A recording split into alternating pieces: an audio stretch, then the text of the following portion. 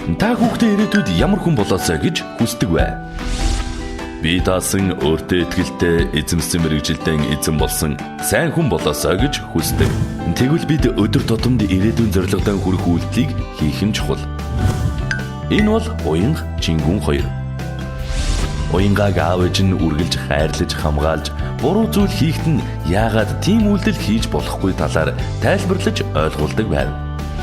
Уянгааг өсвөр наснд хүрэхэд нь аав ээж нь зөв шийдвэр гаргаж сурахад нь тусалж өөрсдийн үйлдэлээрээ үргэлж зөвөр үлгэрлэж өсгөжээ. Тиймээс Уянга том болоод өөртөө итгэлтэй, бусдыг ойлгодог сайхан сэтгэлтэй, өөрийн хүссэн мэргэжлийн эзэмшин сайхан амьдарч байв. Харин Чингүнийг аав ээж нь төдийлөн анхаарч халамжлахгүй зөнд нь орхидог байлаа.